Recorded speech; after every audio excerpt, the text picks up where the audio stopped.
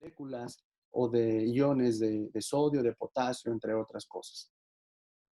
Las células también tienen una función de transporte, transporte de oxígeno, de información, de electricidad, de líquido, de X cantidad de funciones que pueden tener cada una de ellas.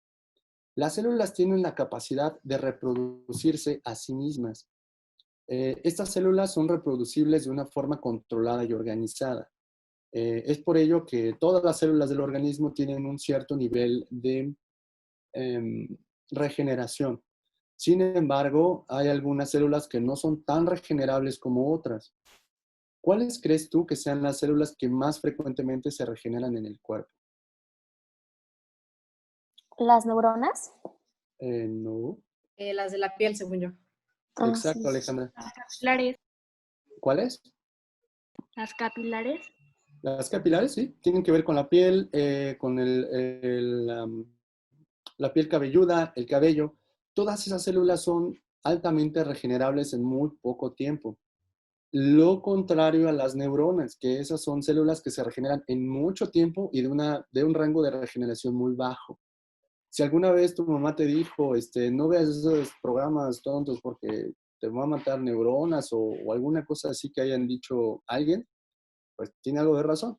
Algunos impulsos nocivos como la contaminación, el cigarrillo, el alcohol, las drogas, tienden a dañar las células cerebrales y con ello la no regeneración. Por lo tanto, gran parte de ese daño y no regeneración es por agentes externos.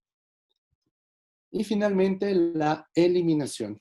Cuando hablamos de eliminación es que las células, como ustedes lo acaban de mencionar, se regeneran a sí mismas.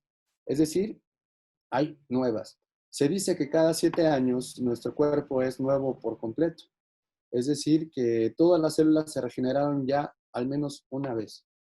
Esto significa que las células se eliminan las que ya cumplieron con su tiempo de vida y se generan unas nuevas. Esto es un proceso importante de comprender desde la homeostasis, transporte, reproducción y eliminación, ya que en padecimientos como los carcinomas o el cáncer, estos procesos se ven alterados. ¿Qué ocurre? Una reproducción excesiva, un transporte deficiente, una homeostasis deficiente y una eliminación también deficiente. Esto significa que las células van a empezar a reproducirse cada vez más y más en descontrol y que tarde o temprano van a generar tumores, van a generar tumores pueden ser malignos o benignos y en su caso, pues generar también muchos daños en las personas. Este es un modelo estándar de cómo es una célula. Quizá ya lo conoces, solamente es para reforzar ese conocimiento. Y debo comentarte que se compone de 5 principales elementos. El inicial o el más importante es agua. Alrededor del 70-85% de la célula es agua. Otra parte es que tiene electrolitos. Son sustancias químicas que tienen un papel importante en el funcionamiento de las mismas. ¿Cuáles son los electrolitos? Potasio, sodio, magnesio, fósforo, bicarbonato, calcio, entre otros. ¿Tú sabes dónde encontramos esos elementos en nuestros alimentos o en la naturaleza?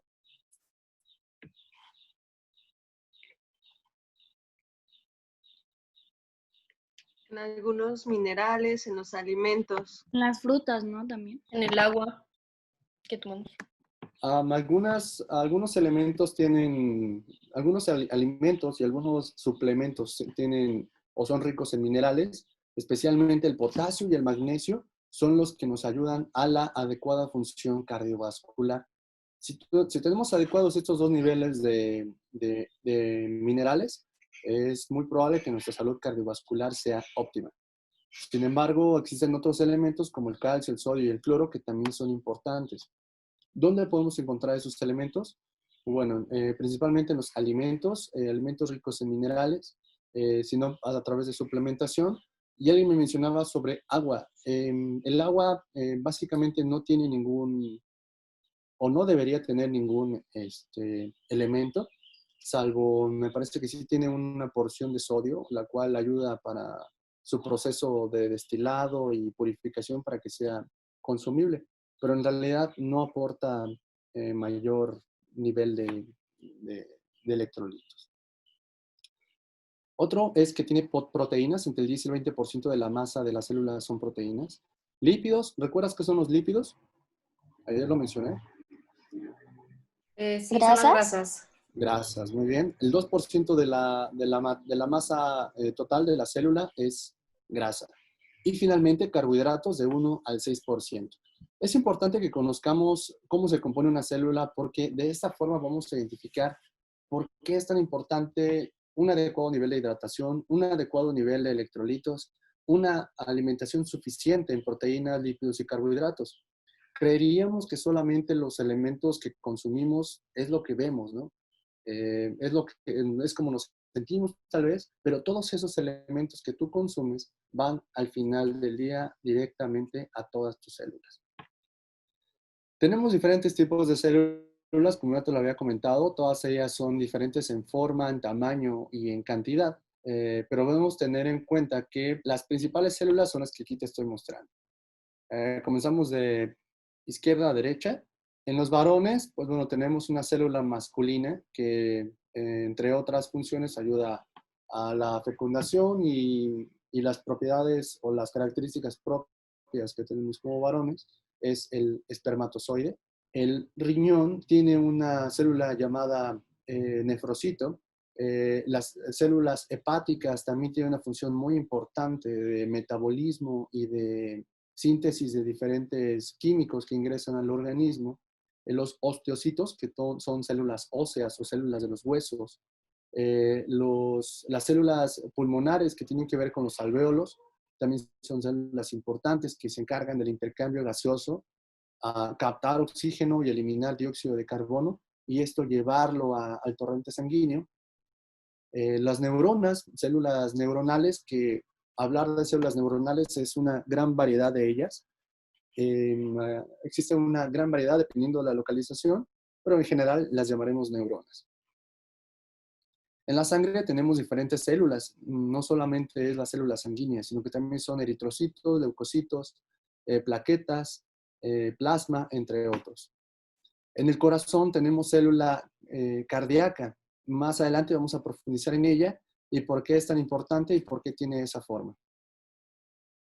En los músculos, en el músculo esquelético, o en el que tenemos en nuestros brazos y piernas, hay una célula llamada tejido muscular estriado. Tiene la capacidad de estirarse y contraerse para darnos el movimiento que nosotros queramos hacer.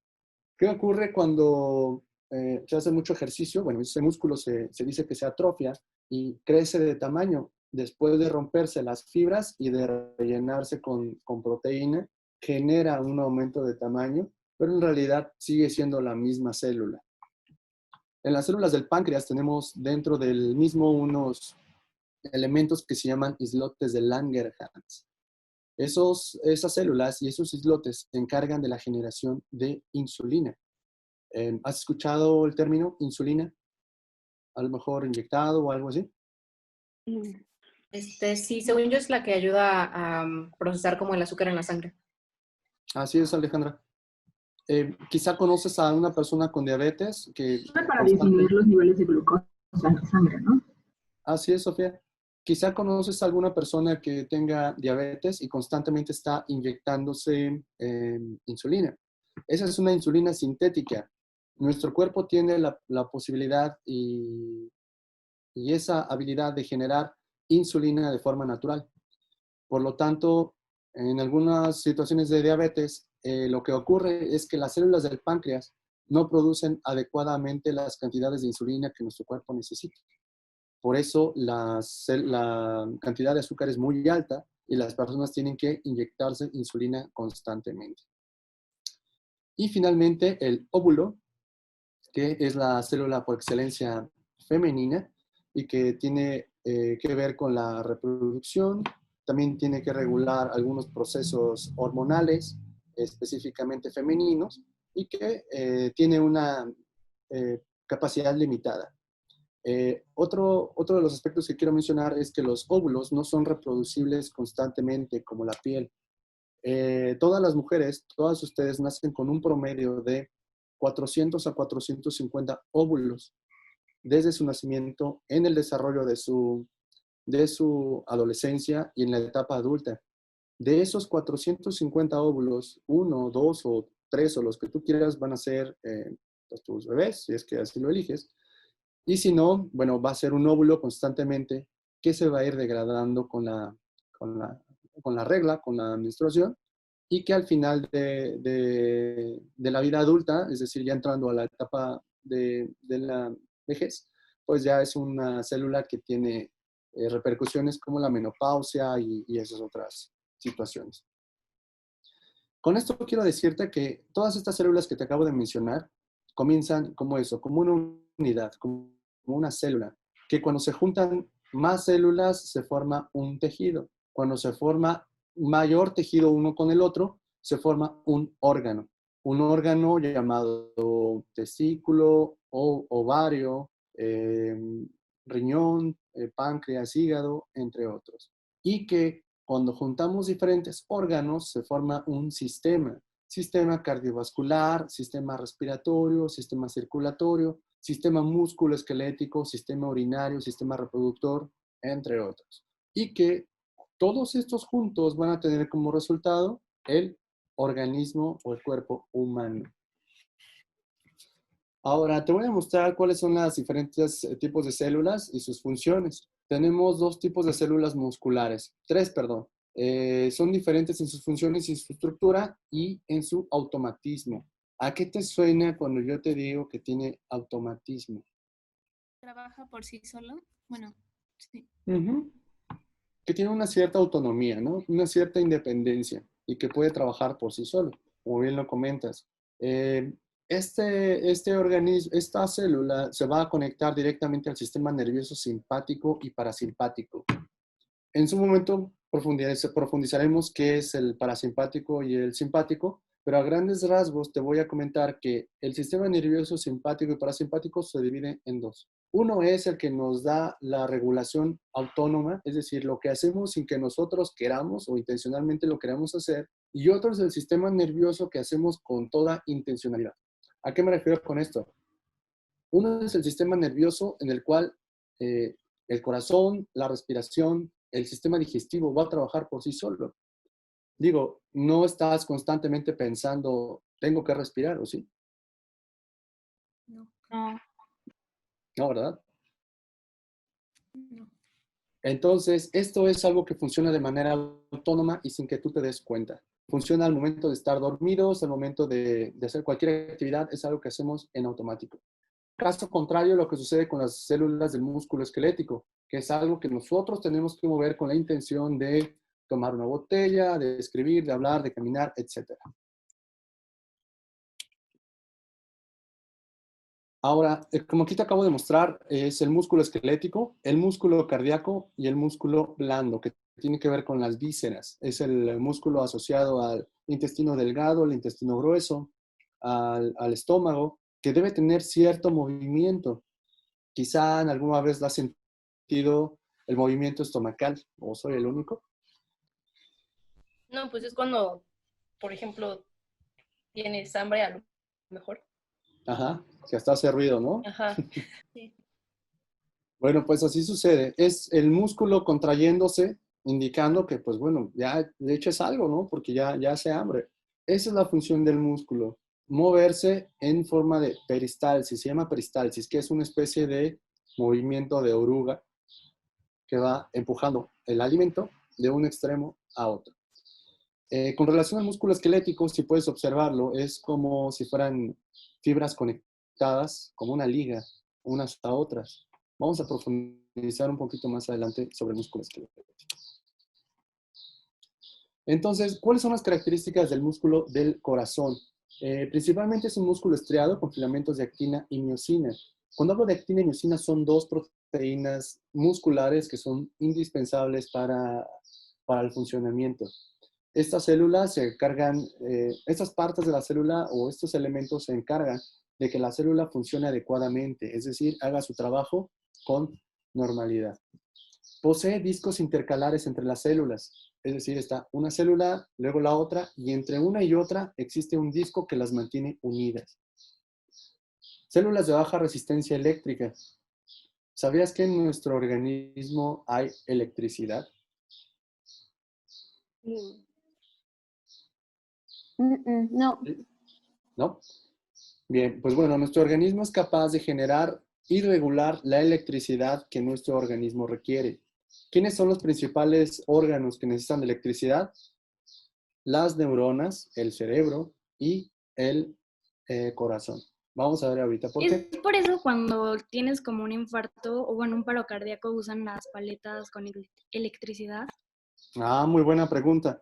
Eso me gustaría profundizarlo el día de mañana, pero sí, tiene algo que ver con eso, ya que estas paletas que ustedes ven en las series, en las películas, ¿cómo la hacen, no? O sea, toman las dos paletas y las frotan así, ¿no? ¿O me equivoco?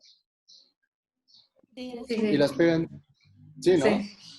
Y las pegan directamente en el pecho de la persona. ¿Qué ocurre? ¡Pum! Brinca, ¿no? Esto significa que le hemos dado una descarga eléctrica a una persona de 250 a 350 joules. No sé cómo representarlo en algo, en un aparato electrónico. No sabría cuál es la cantidad de energía que esto significa, pero es mucha. Tanto que, bueno, la persona brinca y puede incluso hasta caerse de la camilla. Es un proceso muy delicado que nos ayuda para eso, para reiniciar el sistema de conducción del corazón, que ahorita vas a conocer. Entonces, te platicaba hace un momento que el corazón es una bomba, ¿cierto? Es una bomba impelente y una bomba de succión, es decir, una bomba que contrae y una bomba que expulsa. Debemos entender el corazón como dos bombas.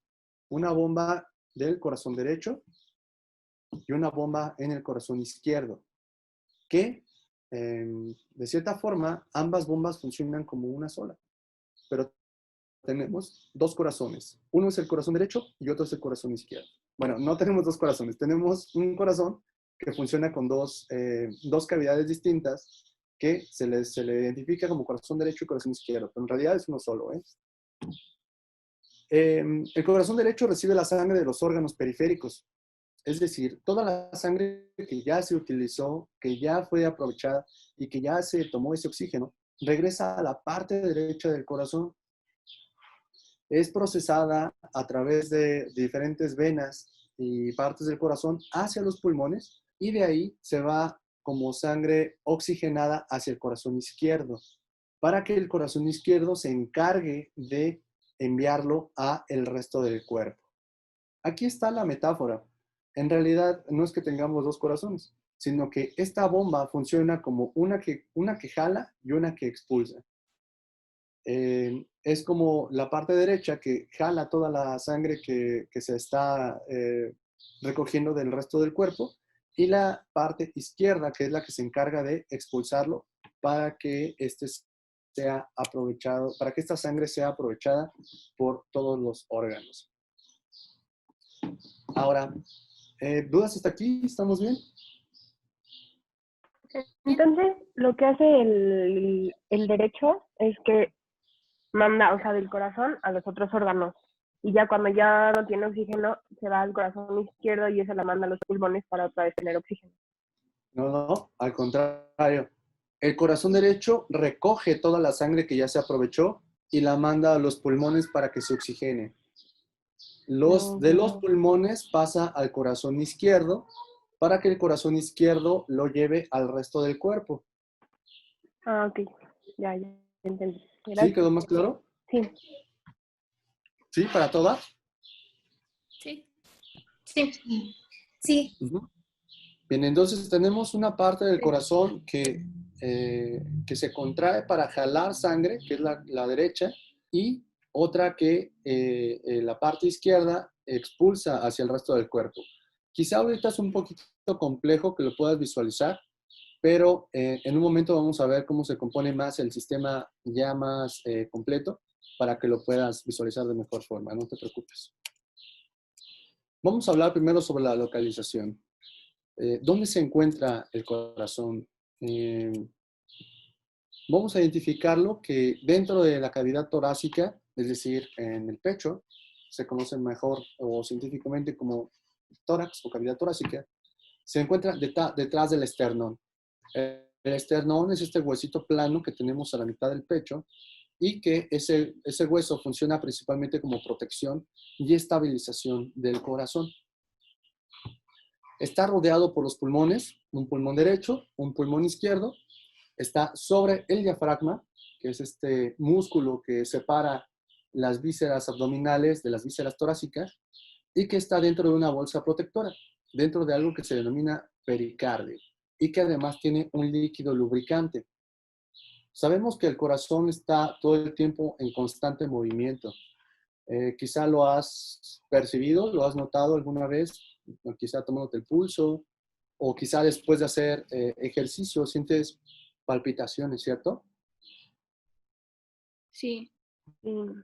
Sí, Bueno, pues eso significa que el corazón está en constante movimiento y latiendo las 24 horas del día, los 7 días de la semana, sin pausa.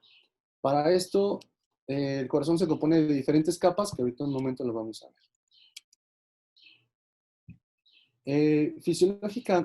Anatómicamente el corazón se ubica así, de esta forma. En mujeres y en hombres es prácticamente lo mismo, solamente disminuye un poquito el tamaño y el peso del corazón. En mujeres es un poquito menor y en hombres es un poquito mayor, pero en general la estructura es la misma. Vamos a tener en cuenta que es un órgano central en el tórax y que está ligeramente orientado hacia la izquierda. Si te imaginabas el corazón así como lo estoy haciendo ahorita y en medio del pecho, pues bueno, no. Lamento comentarte que no es así. Es un órgano que tiene una forma peculiar, que está orientado hacia la izquierda y hacia abajo, justamente como aquí lo menciona su punta, y que está en el centro del tórax y que tiene la capacidad de jalar sangre y expulsarla a través de sus órganos. No te preocupes por esto, se ve un poco impresionante, pero vamos a ver poquito a poco qué es lo que esto significa. Primero debemos tener en cuenta que tiene una forma externa. Tiene una forma de cono invertido en una pirámide, con la punta o apex dirigida hacia la izquierda. Si tuviéramos la posibilidad de tener una pirámide o un cono en este momento, tenemos que una base, o la base es la parte más ancha, ¿no?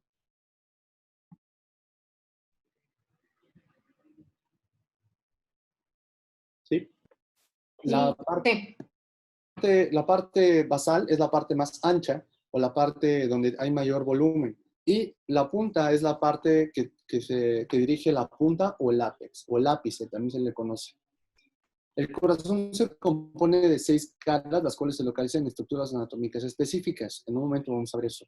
Como puedes ver, este triángulo que aquí se aparece es la forma en la que el corazón se ubica dentro del tórax.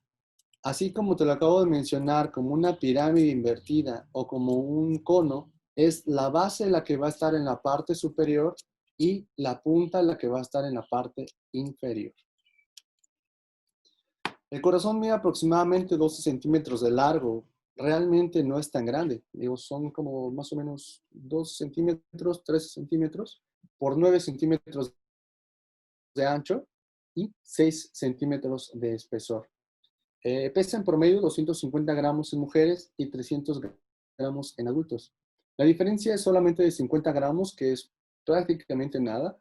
Es muy poquito, pero bueno, es algo significativo de acuerdo a la complexión de las personas. Ahora, aquí te presento al corazón. ¿Es diferente a como lo estabas viendo hace un momento? Pues igual. Es diferente. Diferente. Se ve un poco diferente, ¿no? Pero mira, vamos a aprender sobre eso. ¿Te checa que sea una pirámide invertida o un cono, como te lo acabo de comentar? ¿O Ujú. definitivamente no? Sí. Sí, ¿no? Tiene una cierta similitud en que la parte más ancha se conoce como base y la parte más angosta se conoce como ápice o punta. Este corazón lo acabo de localizar conforme aparece en el diagrama anterior, que está orientado hacia la izquierda y hacia abajo y que está ligeramente inclinado. Te comentaba hace un momento que el corazón tiene bordes, caras y partes. Primero vamos a hablar sobre la base, que es la parte más ancha. Segundo, el borde izquierdo. Tú ahorita lo estás viendo de frente, pero es como si lo estuvieras viendo de tu mismo lado, es decir, como si me estuviera poniendo de espaldas hacia excesivamente. ¿Sí me explico? Mm, Sí, como si lo vieras en un Sí. paciente, ¿no? Exacto, es como si lo vieras en un paciente o en alguna otra persona. O como si tú te vieras al espejo.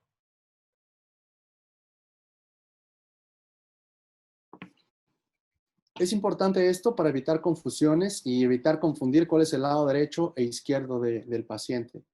Pero aquí, como te lo estoy mostrando, es como si lo vieras de frente.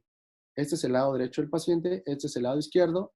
eh, Aquí está su tórax, seguramente arriba su cabeza, brazos, etcétera. Pero con relación a la anatomía del corazón, tenemos que identificar los bordes, borde derecho, borde izquierdo, el ápice, la punta y la cara inferior. Cuando hablo sobre cara inferior, no me refiero a la punta. La cara inferior es la base del corazón. El corazón está ligeramente acostado sobre un músculo que te dije hace un momento. ¿Cuál es? El diafragma, ¿no? El diafragma, así es. Ese músculo o esa membrana que separa las vísceras del abdomen de las del tórax. Entonces, tenemos una cara inferior que es la base donde el corazón descansa y tiene como una cierta parte planita para que pueda reposar, y la cara anterior. De acuerdo a los primeros conceptos de anatomía, te mencionaba que todo lo anterior, ¿qué es? ¿A qué me refiero cuando digo anterior? Lo de enfrente. Lo de enfrente, sí. Lo que se puede visualizar de forma frontal, ¿no? Cuando me refiero a lo posterior, La parte de atrás. parte de atrás, inferior, Lo de abajo. En la parte de abajo. hacia los pies, ¿no? Y superior, Hacia la cabeza. hacia la cabeza.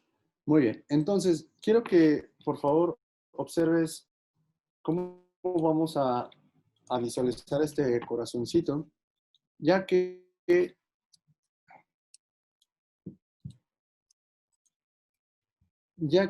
es una imagen 3D y bueno, es muy útil poder visualizarlo así. Observa, estaba el corazón así, como empezamos a visualizarlo, y voy a empezar a ver su borde derecho. Estamos en el lado derecho del corazón.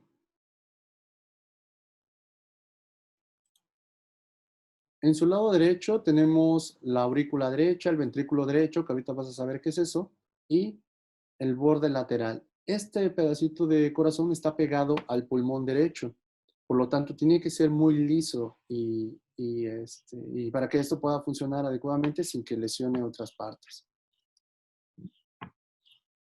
Ahorita estamos viendo la parte posterior, así es. Estamos viendo una parte posterior que tiene que ver con las aurículas y aurícula derecha y aurícula izquierda, que son estas dos, que ahorita te voy a decir qué es. Y esto es a lo que me refiero con la cara inferior.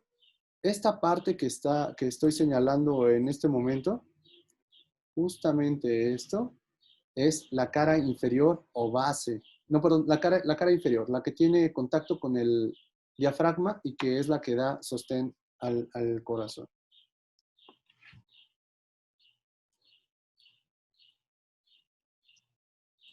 Bien, estamos viendo el borde.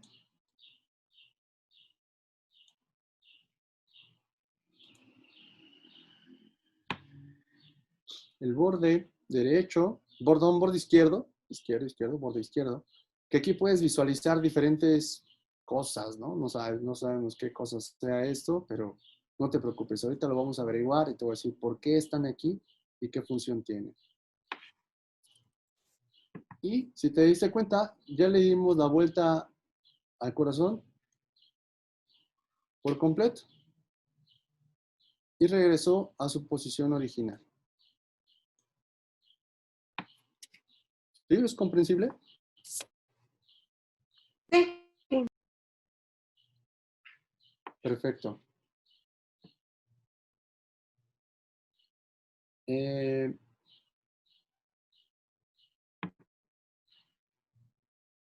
Permítame un segundo, por favor.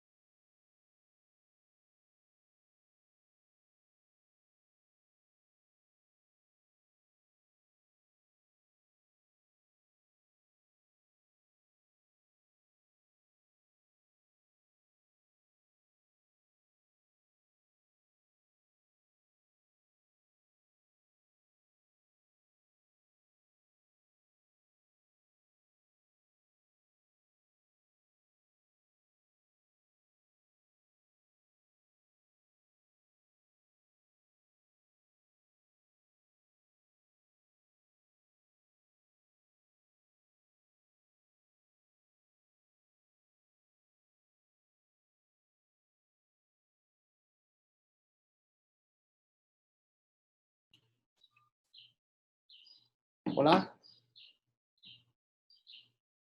Hola, hola, ¿me escuchan? Sí, hola. Sí. Oh, Sí, ya. perdón, lo siento. No, no pasa nada. Perdón, es que recibí una llamada, pero bueno, ya estamos aquí de vuelta. ¿Cómo vamos hasta aquí? ¿Todo bien? ¿Es comprensible? ¿Vamos más despacito? ¿Ustedes bien? Está bien. Sí, está bien. Bien. ¿Sí? ¿Seguras? Todo bien. Sí. Sí. Bien, vamos a continuar. Por lo tanto, hablábamos sobre que existen células y tejidos musculares.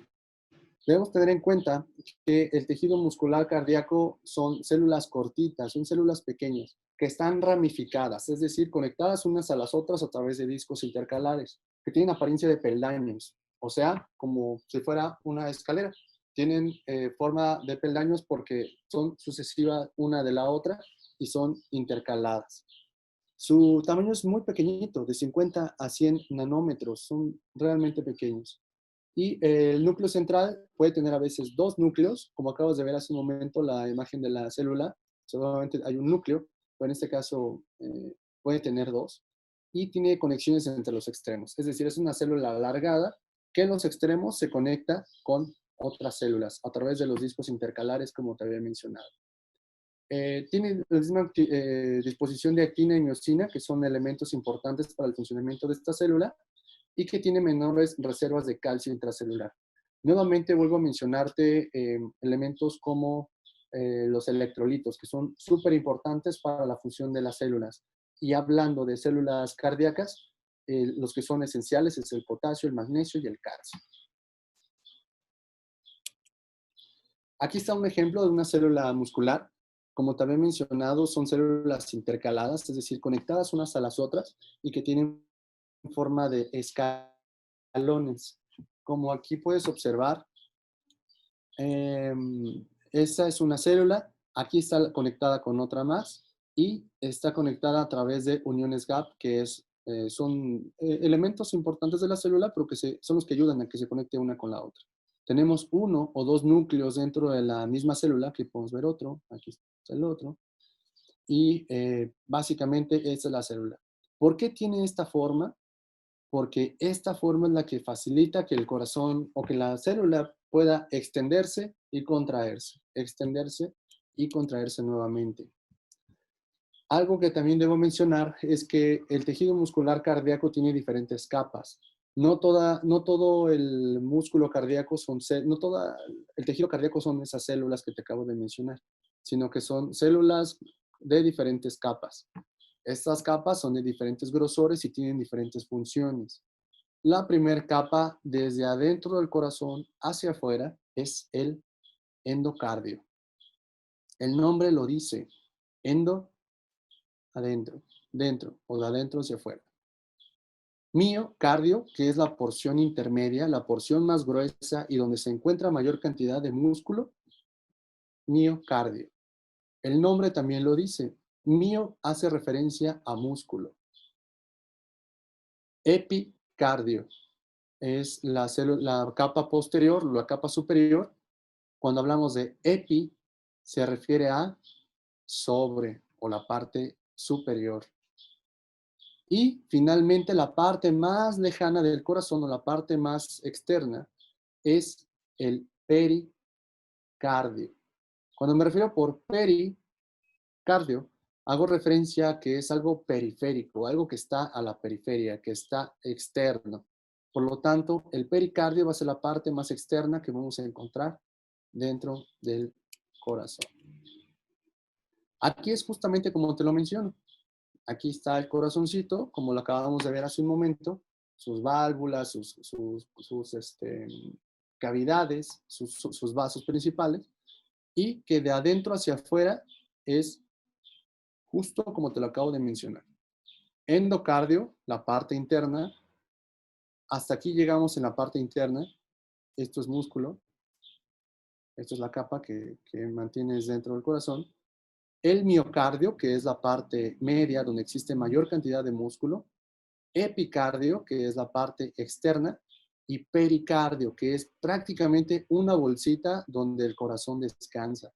Ese pericardio es una bolsa donde va a permanecer el corazón y que entre la bolsita y el corazón va a existir una capa cerosa, una capa de líquido que es como una especie de aceite que ayuda a lubricar el movimiento del corazón. Como te había mencionado hace un minuto, el corazón está constantemente en movimiento. El que exista ese líquido o esa grasita entre el pericardio y el corazón favorece a que no haga fricción y que esa fricción no genere un roce mayor. ¿Qué pasa si frotas tus manos mucho o muy rápido? En algún momento comienza a doler. Se calientan, comienza a doler, comienza a arder incluso, se enrojecen y eso podría pasar en el corazón. Solamente que ese líquido y esa bolsita ayudan a que eso no suceda. Aquí podemos verlo en una especie de microscopio, en la cual en la parte interna del corazón es el endocardio, la parte media es el miocardio, la parte más externa es el pericardio, perdón, el epicardio, que es esta parte más lejana. Aquí donde nos dice que pasan vasos sanguíneos coronarios, están en el epicardio. Y finalmente en el pericardio, que es esta bolsita que aquí se ve bastante gruesa y que tiene diferentes tipos de fibras y tejidos para que haga su función. Entonces tenemos que desde dentro es endocardio, miocardio, pericardio, perdón, epicardio y pericardio. Endo, mio, epi, peri. ¿Sí? ¿Está claro? Sí. Sí. ¿Alguna vez has estudiado algo sobre etimologías? Sí, llevamos Sí, una materia. Bueno, en Sistema UNAM se lleva sí, este, llevamos etimologías. etimologías.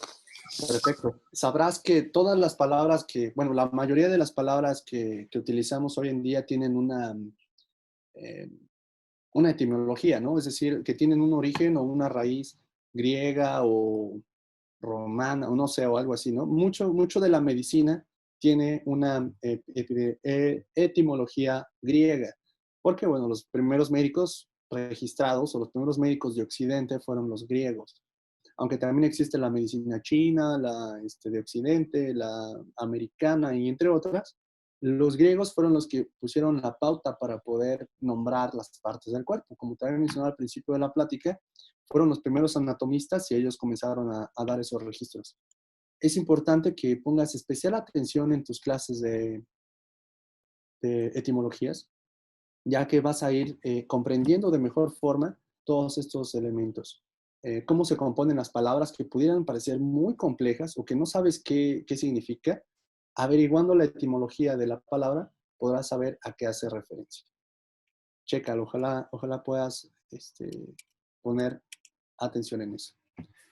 Entonces, como te comentaba, el tejido muscular cardíaco tiene diferentes capas y que descansa sobre una bolsita, que es esta cavidad pericárdica. Este pericardio está lubricado con una capa parietal de pericardio seroso, una capa visceral del pericardio seroso, y que dentro existe un líquido que favorece la fricción, favorece el movimiento sin fricción. Ahora, tenemos una disposición de fibras miocárdicas. ¿Esto a qué se refiere? ¿Cómo están agrupadas las fibras del corazón y cómo ellas hacen que agrupadas tengan un funcionamiento de bomba, como ya lo hemos platicado? Esta es una imagen del corazón sin capas, es decir, solamente el puro músculo. Si pudiéramos quitar los vasos, las arterias, los tejidos, el pericardio y todo lo que de cierta forma estorbaría en este momento, el corazón se vería así. Si lo puedes observar, parece ser músculo liso, ¿no? O músculo puro, porque es muy fibroso y tiene la capacidad de contracción y de expansión muy marcada. Justamente por eso es para lo que nos ayuda el corazón. Ahora, habíamos pedido un pedacito de Play-Doh o plastilina. ¿La tienes?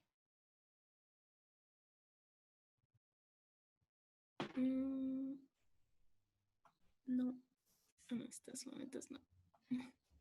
Yo no ¿Sí? sabía que había que traer. No las No, vi. no nos Sí, avisaron. yo tampoco. Ok, voy a comentarlo con la maestra Sosa. Sí, no nos Maestra Sosa, ¿me estás escuchando?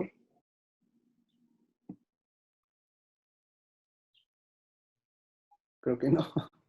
Bueno, voy a comentarlo con ella. Básicamente era un ejercicio muy sencillo. Quería que vieras de una forma más práctica cómo el corazón está distribuido. ¿Observas esta fibra que te muestro aquí? Sí. ¿Sí? ¿Tú me creerías que esto es el corazón? No. Parece más una rachera, ¿no? O que Sí. una cosa así. Bueno, el corazón está distribuido de la siguiente manera.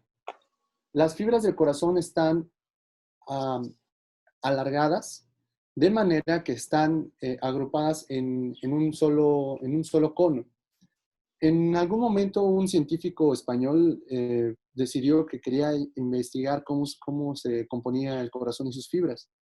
¿Qué hizo? Corazones de cerdo y creo que de perro también, no estoy seguro. Los puso a hervir con unas, con unos, con diferentes minerales entre sal, potasio y demás, para separar las fibras.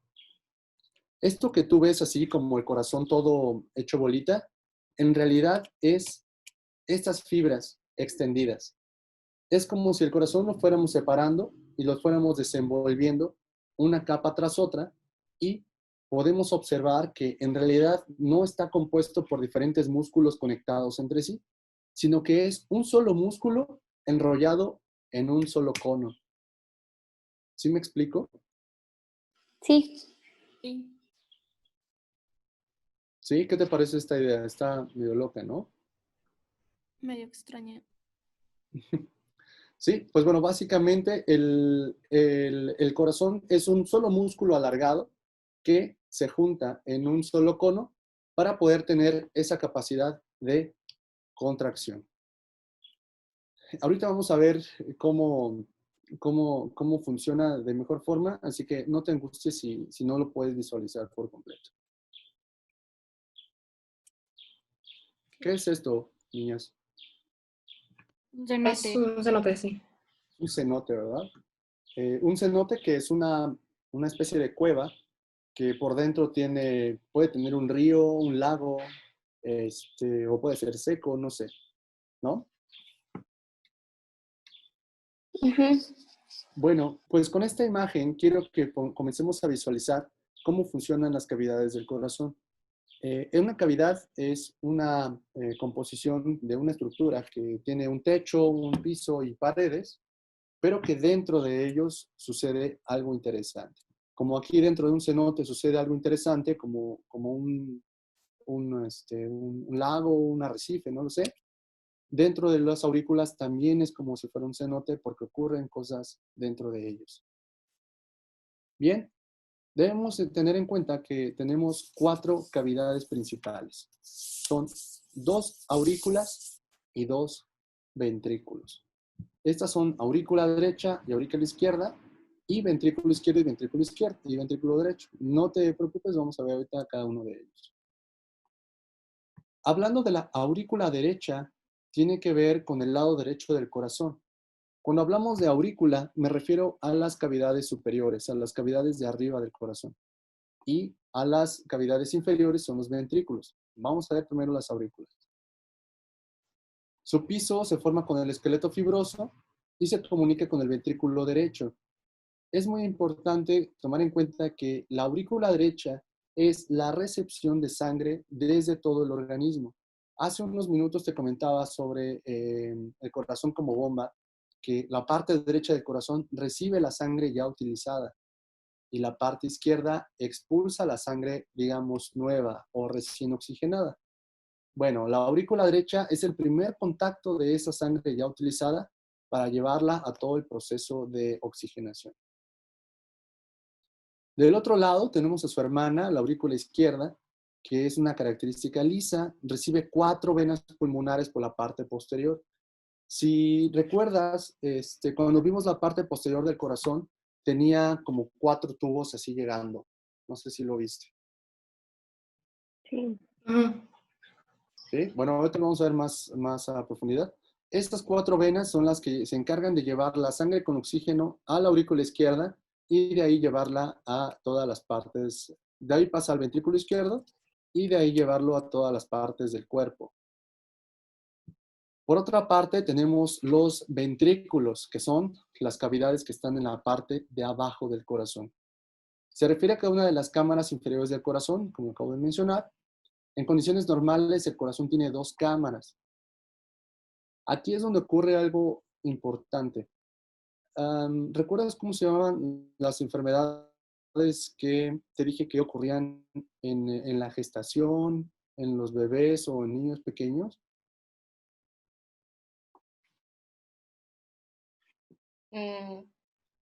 ¿Las gestacionales o a qué se refiere? ¿Recuerdas, Regina, que eran las ¿Las cardiopatías congénitas? congénitas? Muy bien. Al hablar de cardiopatías congénitas es cuando existen defectos de nacimiento en estas estructuras, principalmente en los ventrículos o en las aurículas. Es por eso que los bebés Ocasionalmente pueden tener malformaciones en estas estructuras y tener que ser observados y posteriormente quizá operados para poder corregir eso. Ahora, ya que hablamos de los ventrículos, tenemos dos ventrículos, uno derecho y uno izquierdo. El ventrículo derecho es el que va a enviar la sangre hacia los pulmones para que se oxigenen, y el ventrículo izquierdo es el que va a mandar la sangre ya oxigenada desde el corazón hasta el resto del organismo. O sea, es como un filtro, ¿no? ¿Cómo, Isamara? O sea, que entra como el agua, o sea, el agua sucia y después como que lo purifica y vuelve a regresar, o ya tienes el agua purificada. Sí, me parece buen ejemplo.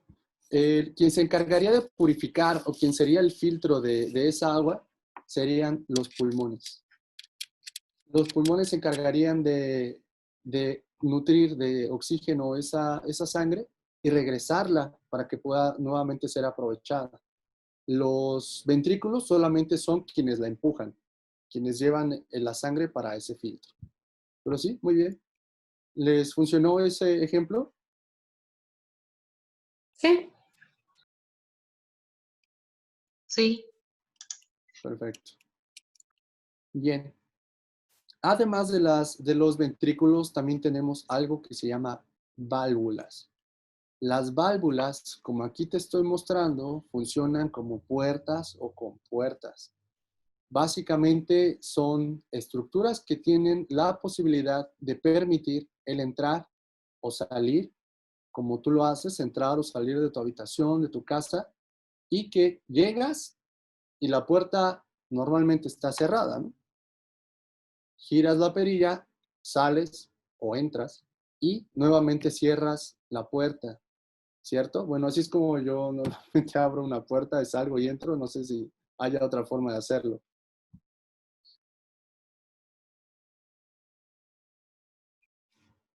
Básicamente ese es el funcionamiento de las válvulas. Es como una compuerta la cual está cerrada herméticamente. Cuando me refiero a herméticamente, ¿a qué hago referencia? Sin presencia de... Ay, no sé si estoy bien, pero... ¿Era sin presencia de oxígeno? No. No. Se refiere a que nada sale ni nada entra hasta que la puerta se abra. Así es, Sofía. Justamente cuando nos referimos a algo herméticamente sellado, es que está completamente, perfectamente sellado, a grado de que no puede entrar ni salir nada. Además de ser una puerta, también es una compuerta de seguridad, porque por mucha gente que haya esperando, en este caso sangre, esperando de un lado para poder pasar al otro, no puede pasar a menos que la puerta se abra. Ahorita te voy a explicar en qué momento la puerta se tiene que abrir. Tenemos dos tipos diferentes de válvulas. Unas son las semilunares y otras son las atrioventriculares. Cuando hablo de semilunares, se hace referencia a la forma anatómica que tiene, como esta que estoy mostrando acá. En teoría, esto es como una semiluna. No sé en qué fase lunar se encuentra esto. Creo que es como cuarto menguante o algo así. Pero lo que quiero es que observes que es una fase semilunar, es decir, no es observable toda la luna, solamente una porción. Estas válvulas tienen ese nombre debido a su forma, porque son semilunares, tienen esa forma y se encuentran en la salida de los ventrículos con dirección a la aorta y a la arteria pulmonar. Toma este dato y ahora te voy a decir en dónde se encuentran. Y del otro lado tenemos las válvulas atrioventriculares. Es decir, el nombre lo dice, atrioventriculares. ¿Qué crees que sea eso? Atrio se refiere a aurícula. O sea, que son las que están como en medio de esos dos y las que hacen que la sangre pase del atrio al ventrículo. Así es. Son las que permiten el paso es la puerta, digamos, de acceso entre la aurícula y el ventrículo. Muy bien. ¿Cuáles son las características físicas de estas? Las características de las semilunares tienen 3 hojuelas. o cúspides o valvas o puertas. Estas puertas básicamente son indispensables para que cierre herméticamente. Yo te ponía ahorita un ejemplo de cómo funciona una puerta, digamos, una puerta estándar, una puerta, digamos, normal, en la cual hay una parte de entrada y salida y que tiene una perilla. Es una puerta normal, ¿no? Las válvulas semilunares es como una puerta de 3. Son 1, 2 y 3 hojas que se abren y se cierran constantemente y de forma hermética y sincronizada. Como aquí lo mencionó, es sincronizado. Estas válvulas son muy importantes porque además de ayudar a la entrada y salida de sangre, también favorecen a la regulación de la presión arterial, entre otras cosas. Aquí está la clave de por qué las personas sufren de presión arterial elevada. En un momento que veamos el esquema, vamos a ver por qué. Y las atrioventriculares, que son las que están entre la aurícula y el ventrículo, están ubicadas en el esqueleto fibroso. Al igual que nosotros tenemos un esqueleto debajo de la piel y los músculos, el corazón también tiene un pequeño esqueleto, muy pequeño, que es como la base de donde se origina el corazón y que le da estabilidad y forma. Este esqueleto fibroso es el que va a dividir la parte superior de la parte inferior como de las partes laterales. Por lo tanto, tenemos 2 cavidades arriba, 2 cavidades abajo, y en medio hay una pared, y entre arriba y abajo hay otra. Tienen de 2 a 3 valvas, y está fijada la pared ventricular a través de los músculos papilares y cuerdas tendinosas. Ahorita vas a ver cuáles son los músculos papilares y cuerdas tendinosas. Estos son súper importantes para que las válvulas funcionen correctamente, ya que sin estos músculos o cuerdas, las válvulas fácilmente se desprenderían. Ahora, si pudiéramos observar el corazón en un corte, ¿cómo se llama el corte que es así lateral? ¿Recuerdas? Transversal. Ajá. Transversal. Un corte transversal, que es cuando es un corte lateral. Podríamos observar el corazón como si nosotros estuviéramos arriba y lo viéramos de arriba abajo. Aquí puedes observar una válvula tricúspide. Estas son las válvulas auriculoventriculares. Este huequito que se ve aquí es lo correspondiente a las aurículas. Abajo están los ventrículos, obviamente no los podemos ver. Las válvulas auriculoventriculares, que son estas, son las que se encargan del llenado y del llenado de sangre de los ventrículos. Observa. Esto es lo que te mencionaba, que tiene tres hojas o 3 válvulas. Y esta solamente tiene 2. Por eso se llama bicúspide. Bi de 2. Tricúspide de 3. Hablamos de la válvula tricúspide y la válvula tricúspide y la válvula mitral o válvula bicúspide. Esto que alcanzas a ver así como si fuera como de qué le ves forma. Como si fuera no sé, un tejido blando, en realidad tiene cierta rigidez y abre y cierra conforme late el corazón. Más adelante vamos a ver cómo es eso posible. Y las otras 2 válvulas, nos hacemos referencia que están en la parte superior, en la válvula pulmonar y en la válvula aórtica. En particular, la válvula aórtica, va a ser la que va a estar estrechamente relacionada con la presión arterial elevada. Cuando esta válvula se ve afectada, cuando hay exceso de calcio, de colesterol y además de otros factores de riesgo, esta válvula se ve particularmente afectada porque es la que recibe toda la presión que tiene que expulsar el ventrículo para llegar a todo el cuerpo. Esta válvula, además de tener sus específicas funciones, también es un indicador de que cuando está dañada puede presentar presión arterial elevada a la persona. Hace unos minutos te mencionaba algo sobre los músculos papilares y las cuerdas tendinosas. Los músculos papilares se encuentran dentro de los ventrículos. Son músculos que en realidad no tienen una función muscular como la que tenemos en los brazos o en las piernas o en el mismo corazón, sino que su única función es la de expansión y relajación para que esta válvula funcione. Esta imagen es de esta misma válvula, de la válvula tricúspide, solamente vista desde otra forma. Se quitó todo lo que corresponde a la parte izquierda del corazón y estamos viendo solamente el ventrículo derecho, la válvula tricúspide y sus músculos papilares y cuerdas tendinosas. ¿Sale? ¿Cómo ves? ¿Ahí está todo bien? Yo tengo una duda. Uh-huh.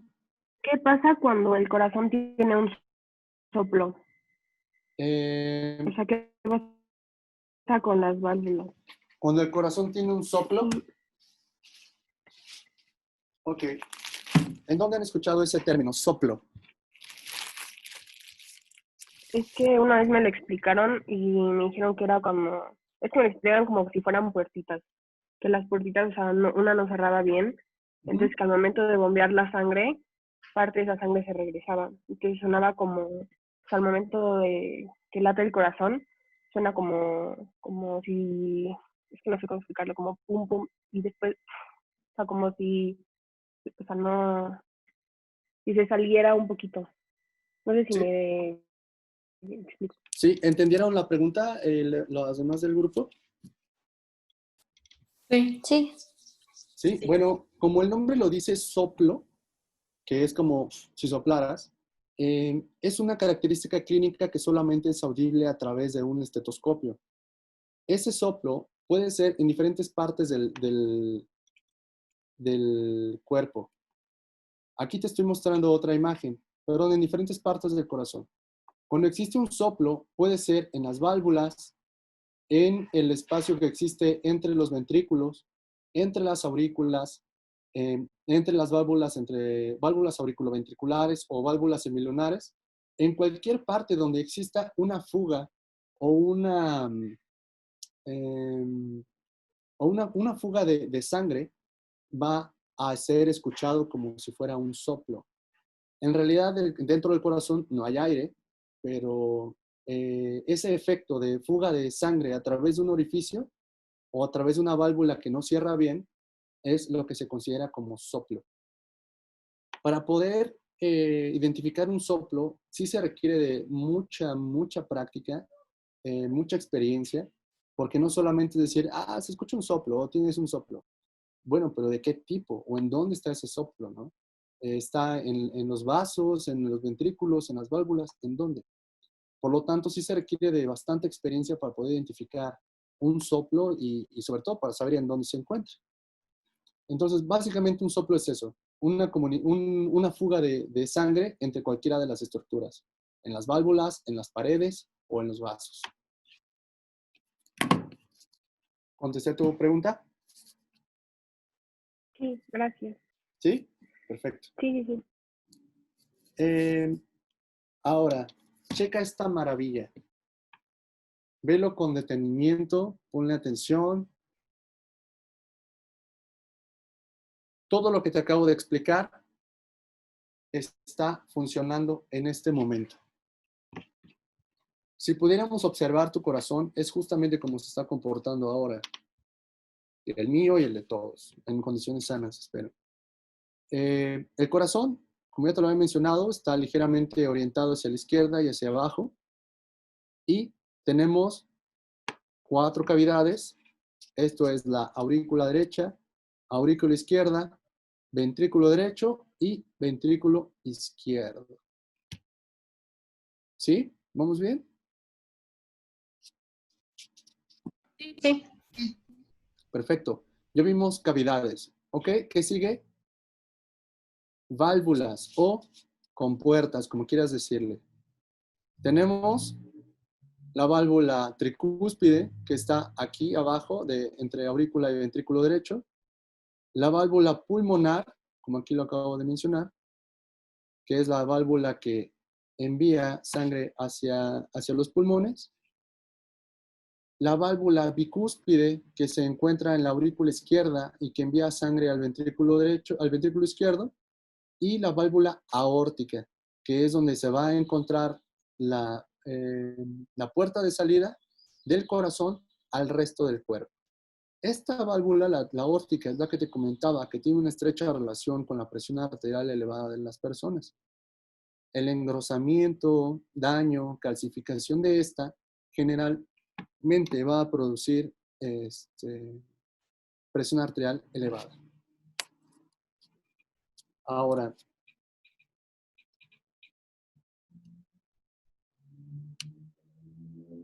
esto también es 3D, entonces vamos a moverlo. Observa. Tenemos aquí la parte lateral, la parte posterior. ¿Y a qué corresponde esta estructura? No le hagas caso a esto. Si estoy viendo la parte derecha del corazón, observa, esta es la parte derecha. Aurícula derecha, ventrículo derecho.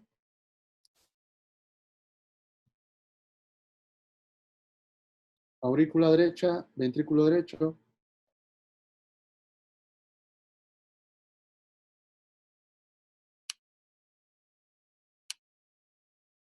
Ahí.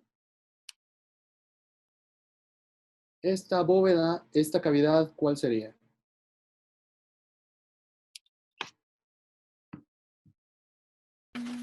La aurícula derecha. Aurícula derecha, muy bien. Recordando que aquí es donde se recibe toda la sangre de desecho, digamos, o la sangre utilizada. Aquí la sangre va a tener su recorrido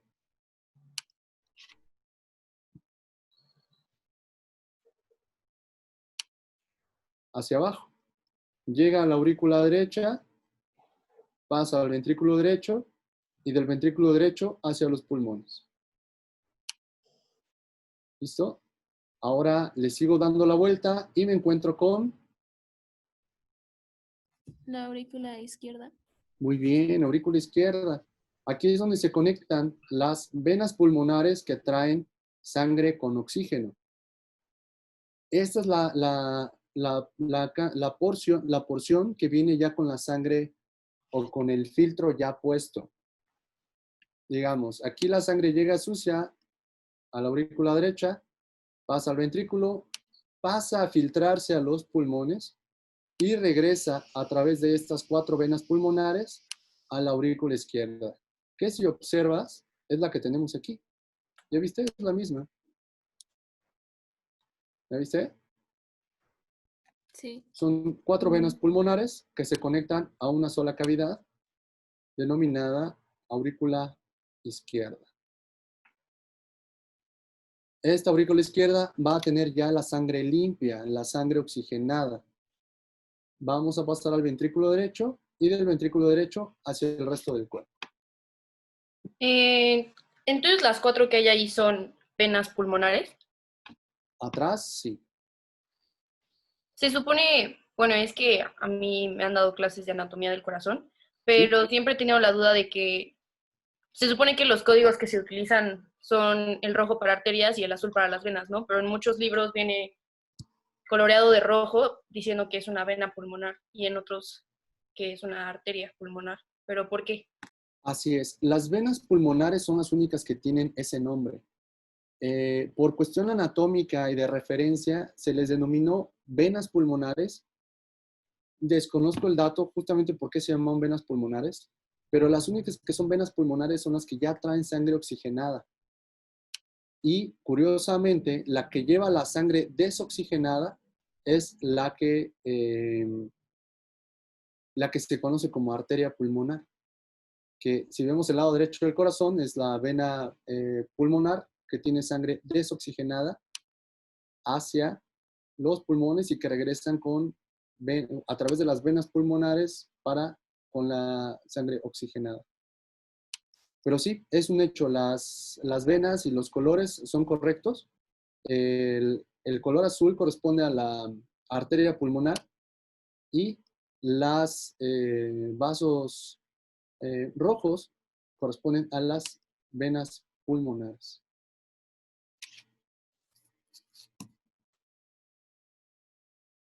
¿Sí? ¿Todo bien? Sí, todo bien. Perfecto. Bien, vamos, ya que vamos con las cavidades o con las estructuras, vamos ahora con los vasos. El corazón tiene un sistema de irrigación, el cual es muy complejo. Es un sistema de irrigación de drenaje y de irrigación y de drenaje. El corazón es el único órgano que tiene su propio sistema de irrigación y de drenaje independiente a todos los demás órganos o a todas las demás venas y arterias. Debe ser porque es el primero en recibir la sangre y oxígeno de la sangre limpia y que además es el que se encarga de llevar la sangre oxigenada a todo el cuerpo. Bueno, ¿qué contienen estos vasos? No solamente es hablar de vasos, arterias y venas. Debemos tener en consideración que estos vasos están cargados de sangre. ¿Y qué contiene la sangre? Inicialmente hablamos que tiene eritrocitos, leucocitos, plaquetas y plasma.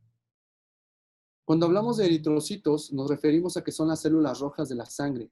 Son las que le dan ese color característico a la sangre, los eritrocitos. Estos se encargan de transportar el oxígeno desde los pulmones hasta el resto de los tejidos.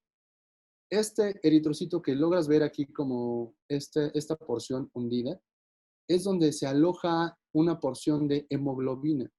Esta hemoglobina es una proteína que se encarga de capturar oxígeno y llevarlo o acarrearlo desde los pulmones hasta diferentes partes del cuerpo. La hemoglobina es roja y es la que le da ese color característico a la sangre. Otro de los elementos son los leucocitos, que son las células de defensa. Tenemos diferentes tipos de leucocitos, pero a grandes rasgos podemos hablar de ellos que son las células blancas o las células de defensa. Recibe el nombre de leucocitos y se ocupan de defender el organismo de diferentes bacterias, virus, hongos y parásitos. De este lado tenemos unos elementos que se llaman plaquetas. Son fragmentos celulares que participan en la protección de la pared de vasos sanguíneos.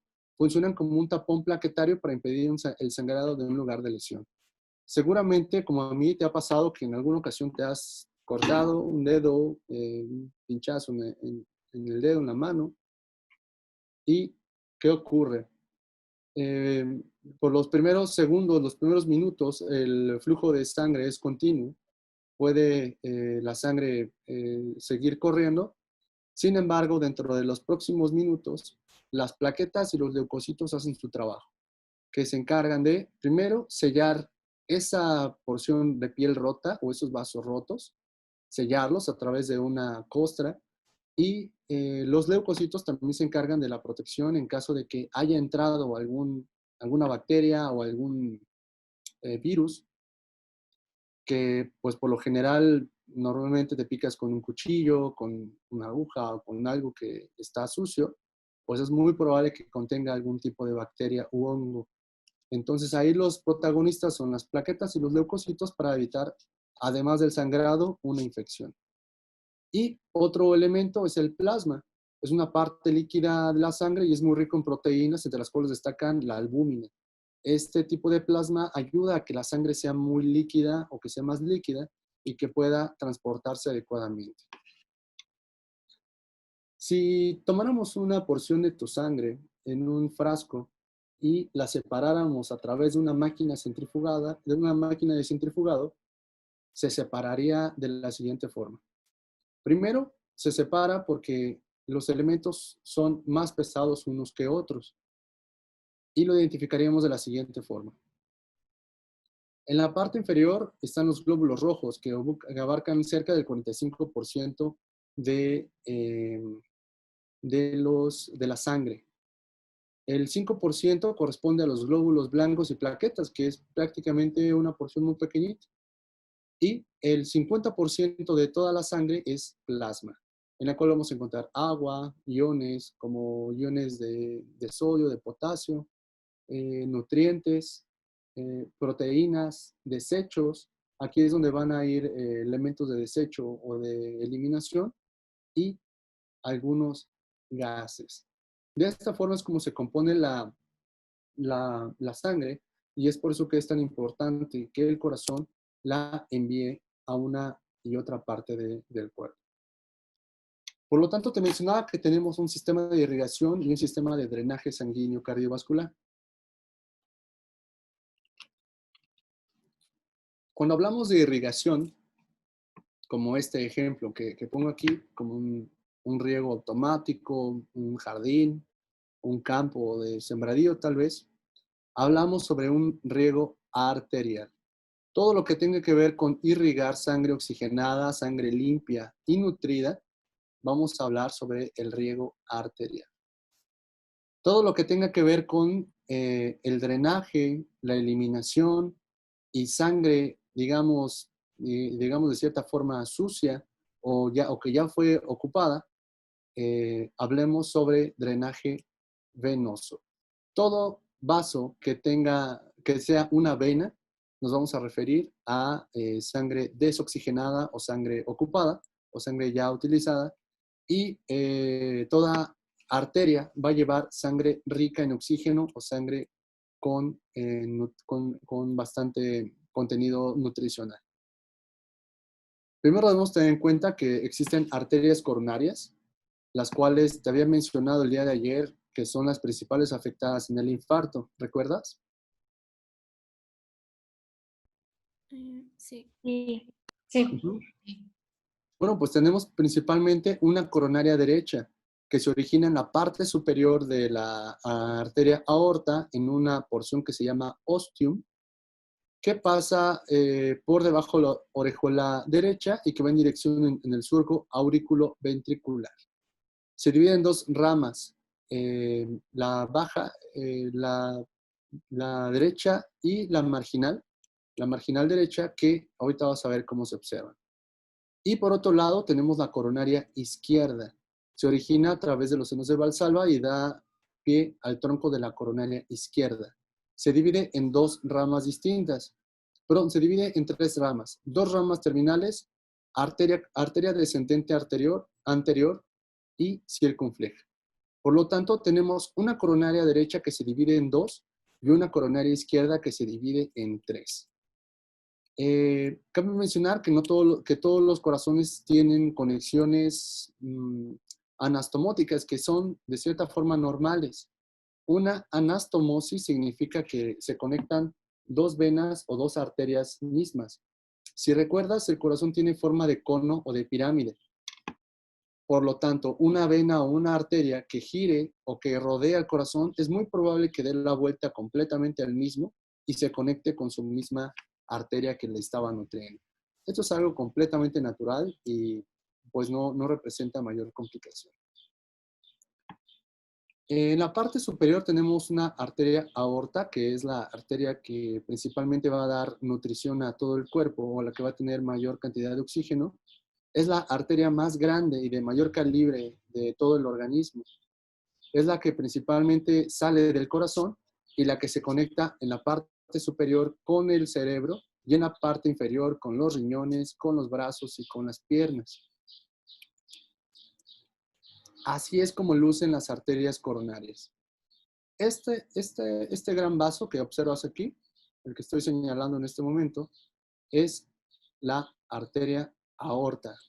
Esta misma que te muestro aquí. Esta misma la arteria aorta. Y de esta gran arteria surgen las dos arterias coronarias principales, que es la coronaria derecha y la coronaria izquierda. Decíamos que la coronaria derecha se divide en dos, ¿no? Dos ramas principales. Sin embargo, tiene muchas ramificaciones pequeñas para que pueda llegar toda esa sangre a todas las partes del corazón. Pero las principales... ¿Se veía la aorta en la imagen pasada? ¿La aorta? ¿Aquí?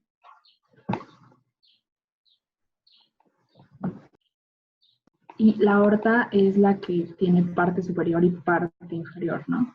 Ajá. La aorta tenemos una parte ascendente, un arco aórtico y una descendente, y una aorta descendente. Aorta ascendente, arco aórtico y aorta descendente. Básicamente, el nombre es dado por su anatomía y por su forma.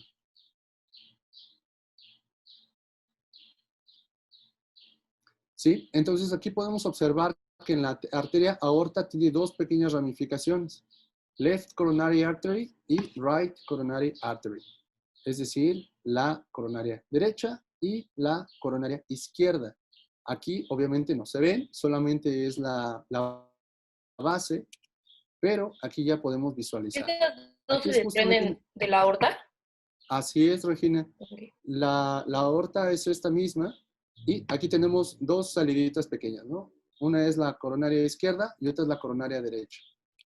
Aquí ya lo podemos visualizar cómo se ve ya en todo su recorrido. Esta es la misma aorta que te acabo de mostrar hace un momento y los pedacitos que se alcanzaban a asomar es donde iniciaba la coronaria derecha y la coronaria izquierda. Recuerda que estamos viendo a la persona o al paciente de frente. Por lo tanto, su coronaria izquierda va a ser la que está del lado de tu mano derecha. Y la coronaria derecha va a ser la que está del lado de tu mano izquierda. ¿Sí? ¿Estamos claros con eso? Sí. Sí. Perfecto. Entonces, recordamos que la coronaria derecha se divide en dos ramas principales. Rama marginal derecha y la arteria coronaria derecha y las ramas atriales, las ramas de la aurícula. Y la coronaria izquierda se divide en tres ramas principales. Una es la rama principal, que es la arteria coronaria izquierda, y de ahí se divide para poder dar riego sanguíneo a todas las partes del corazón. Principalmente la rama circunfleja, la arteria descendente anterior y la rama lateral interventricular anterior. Son las principales arterias que componen las arterias coronarias.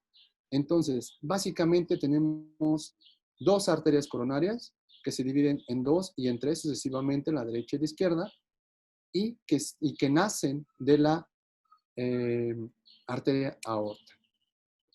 Cuando ocurre un infarto, aquí ocurre una oclusión, o aquí, o aquí, o aquí, o aquí. ¿Qué significa que haya una oclusión, digamos, aquí donde está el puntero del mouse? ¿Qué ocurre cuando pisas una manguera? Entonces como que todo si pides una manguera, como que el agua se queda de un lado y empieza a llenarse mucho y no puede pasar. Exacto. No, dejaríamos sin riego a la parte inferior del corazón, ¿no? Si nosotros pisamos la manguera aquí, pues toda la sangre se va a quedar aquí en la parte superior y se va a ir a otras ramas. Sin embargo, cuando necesitamos que la sangre llegue a todas las partes del cuerpo, en la parte inferior no está llegando porque aquí hay una oclusión. Digamos, estamos pisando la manguera, pero en realidad ahí hay una placa de colesterol, de grasa, de nicotina, no sé, cualquier situación puede ocurrir en un infarto dependiendo de los factores de riesgo de la persona. Con relación al drenaje venoso, tenemos que va a correr similar a lo que ocurre con las arterias. Recuerda que todo lo que tiene que ver con venas va a ser de color azul y todo lo que tiene que ver con arterias va a ser de color rojo. Por lo tanto, tenemos diferentes arterias, ya las conocemos. Esta es la parte posterior del corazón, ¿no? Tenemos acá la arteria coronaria derecha que venía desde la parte superior y dio toda la vuelta. La arteria coronaria izquierda y también tenemos un sistema de drenaje. Recuerda que tenemos irrigación y drenaje. El drenaje compuesto por las venas azules que se encargan de recolectar la sangre que ya no tiene oxígeno. El tronco de la arteria pulmonar se compone del drenaje venoso, tronco de la aorta o aorta ascendente, vena cava superior y vena cava inferior. Vamos a ver cómo se observa eso. Tenemos arterias y venas, como te lo había comentado. Las arterias son ricas en oxígeno y que además tienden a ser más gruesas. Tienen láminas elásticas que corren a toda la trayectoria de la vena y que se encargan de llevar toda esa sangre con una cierta presión y volumen. Supongamos que aquí está un capilar donde se encuentra una célula del corazón, una célula del cerebro, una célula de la piel, la célula que tú quieras.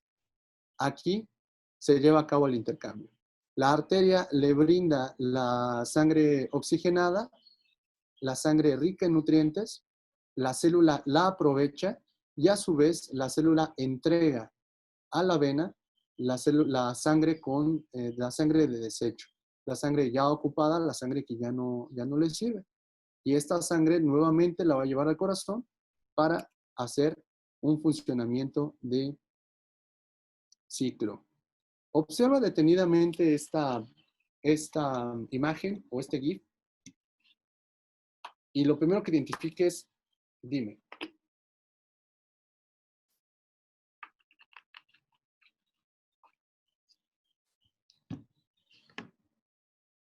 Eso más oscuro es como movimiento. O sea, es como un ciclo, ¿no? Exacto. Observa. Los pulmones y el corazón. Ajá. ¿Así ya es más comprensible? Sí. ¿Sí? ¿O todavía como que más o menos? Donde está como la persona es como, son las capilares y es como pasa de las capilares de las venas a las arterias, ¿no?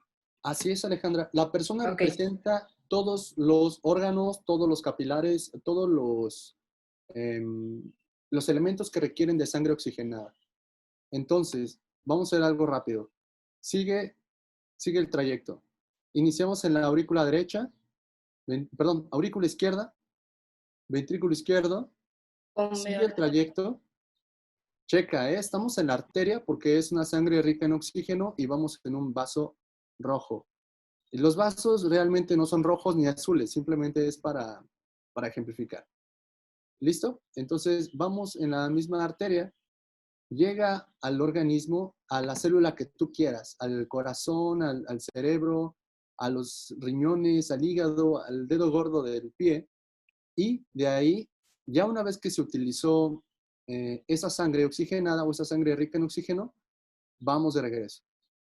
Ya no me sirve esta sangre, por favor, nútrela de nuevo y me la envías de vuelta. Estamos en la aurícula derecha, ventrículo derecho, arteria pulmonar, oxigenación que se da con la respiración. Ya está oxigenada la sangre. ¿Qué onda? ¿Ya está listo? ¿Te la mando? Órale, va. Viene de vuelta hacia la aurícula izquierda a través de venas pulmonares, ventrículo izquierdo y arteria aorta y de nuevo todo el ciclo. ¿Qué tal? ¿Es comprensible así? Sí, está más fácil. Sí, Sí, ya Sí, se ¿no? entiende más. sí, mucho mejor. Hasta hipnotiza la cosa esta, ¿no? Así como que no puedes dejar de verlo.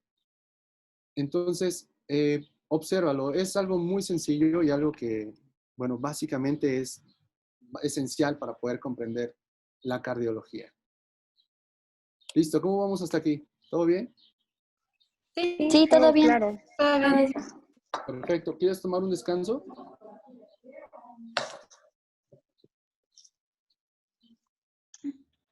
Sí. ¿Sí? Sí. Perfecto. Nos Sí. vemos aquí 6:15. ¿Te parece bien? Sí, perfecto, gracias. Correcto. Nos vemos en un ratito más. Gracias. Sí, gracias.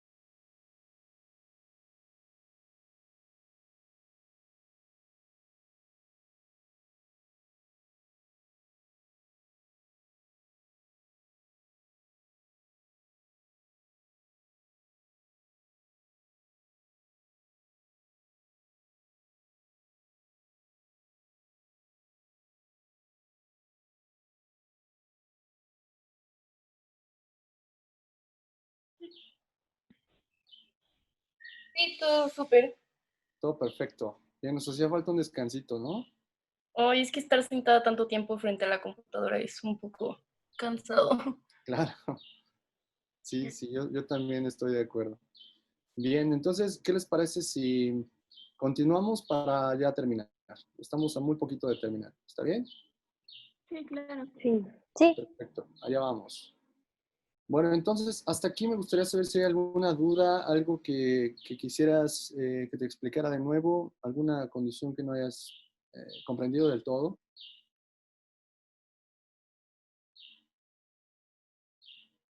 No, ¿Todo bien? Creo que todo ha quedado, bueno, para mí bastante claro. Perfecto. Bien, entonces te comentaba que vamos a evaluar, a revisar, a estudiar el corazón de diferentes formas. La última parte que vamos a estudiar es el sistema eléctrico de conducción.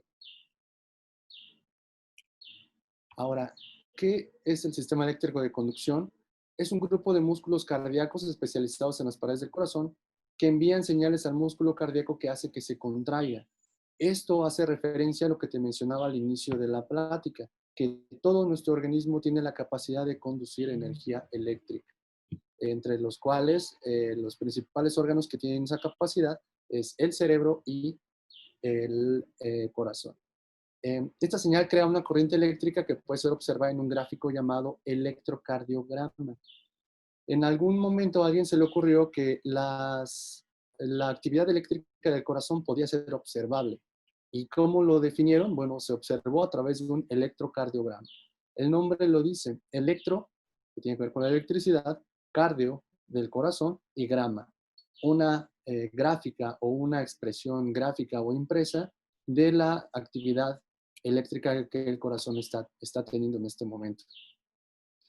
Para poder entender el corazón o el sistema eléctrico o el circuito eléctrico, debemos tener presente que es un circuito. Así como la luz que va, se enciende desde tu habitación, en la sala, en el comedor, esto está conectado a un circuito eléctrico dentro de tu casa, que ese circuito eléctrico está conectado a una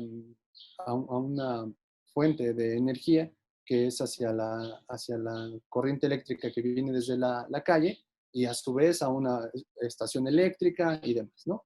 Pero hablando de la habitación en la que estamos en este momento, si tú apagas y prendes la habitación, tiene que ver con un circuito cerrado, justo como lo explico aquí.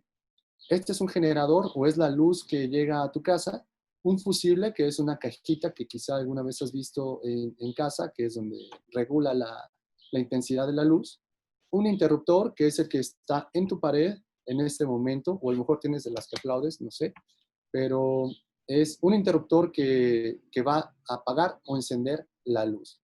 ¿Cuál luz? La que está en este momento en tu habitación, que está aquí en mi oficina, que es una luz que genera luminosidad y que a su vez está conectada al circuito el cual generó todo este proceso. Así justamente funciona el circuito eléctrico del corazón. Solamente que el corazón no nos va a emitir una luz brillante o no nos va a emitir un foco prendido. La electricidad del corazón se va a manifestar en el movimiento que éste provoca. Debemos tener en consideración que se origina en el nodo sinusal, pasa al nodo auriculoventricular, pasa al haz de His, de ahí a las ramificaciones y de ahí también a las asas o haces internodales, que si lo conjuntamos es un circuito cerrado. Es un circuito, significa que va y viene y que va a estar en constante movimiento y en constante sinergia. Este nodo, bueno, vamos a la parte ya de la electricidad del corazón. Tenemos diferentes partes del sistema eléctrico. Quiero que te des cuenta y sigas el impulso de luz que se observa en el corazón. Tenemos un impulso que se origina en el nodo auriculoventricular, perdón, en el nodo sinusal, que es este de aquí arriba, pasa al nodo auriculoventricular, de ahí, yo lo estoy haciendo muy lento, pero cuando te das cuenta es muy rápido. De ahí llega a las asas internodales, asas internodales, perdón, que son estas que van hacia la parte izquierda del corazón. De ahí vamos a las ramificaciones, a la aurícula izquierda, a la aurícula derecha, que son conocidas como asas internodales, y ahí a las ramificaciones más pequeñas que tiene el corazón en la parte más distal.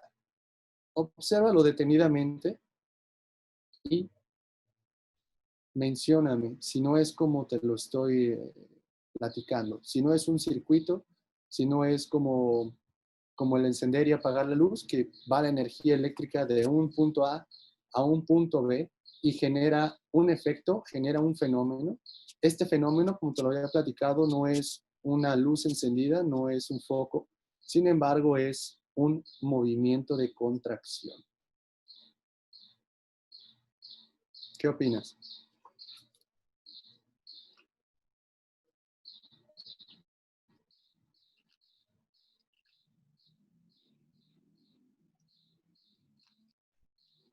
Prácticamente sí podemos relacionarlo como al circuito cerrado porque funciona bastante como, así como un chip, algo así, funciona rápidamente.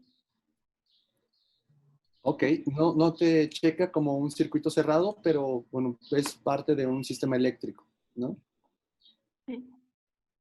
Ok, algo que quiero que observes también es que cheques que se llenan de una opacidad más oscura las cavidades, las aurículas y los ventrículos. Estas aurículas y ventrículos en realidad representan la sangre. Este material más oscuro representa sangre que al momento del latido entra y sale la sangre. Aquí es donde vamos a ir integrando todo este conocimiento que ya hemos estado viendo en diapositivas anteriores, en la cual las aurículas, los ventrículos, las válvulas, los vasos, y cada una de estas partes tiene una función específica.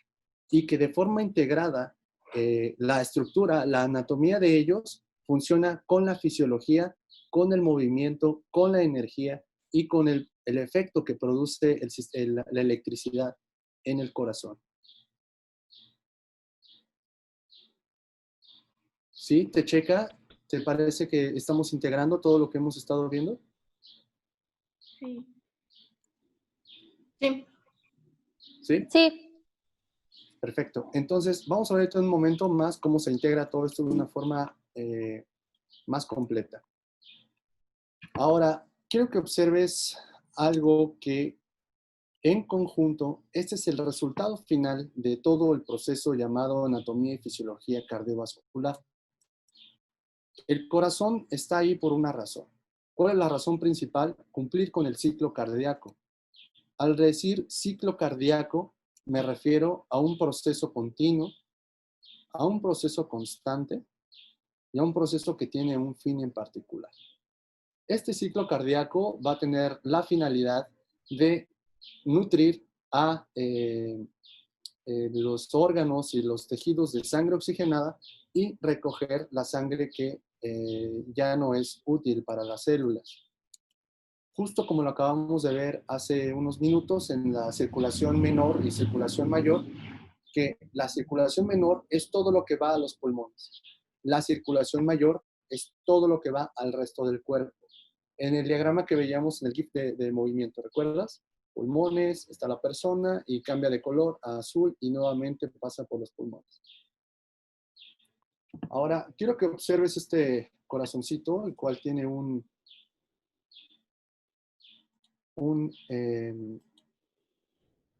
hipervínculo. ¿Logras visualizar esto?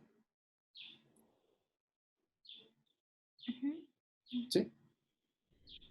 Bien, aquí vamos a observar de manera integral, de manera... Yo no, bueno, tenemos que ver el corazón con la curita. ¿Con la qué, perdón? Con la curita, a eso. Curita o curvita, no te entendí. Ajá, tenemos que ver algo en la pantalla. Sí, se ve un corazón, una pantalla verde, hay unas gráficas. No, es que a Yo no nosotros veo el corazón. nos aparece un corazón con curita. Sí, nada más. Sí, nada más está el corazón con la curita. ¿Logran observar el movimiento? Mm-mm. Mm-mm. A ver, déjenme ver. Pensé que era la única y me espanté. Déjenme ver qué sucede.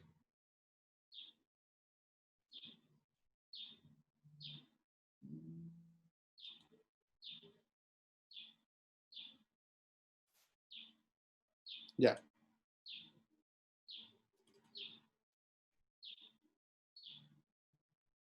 Sí, ya sabe.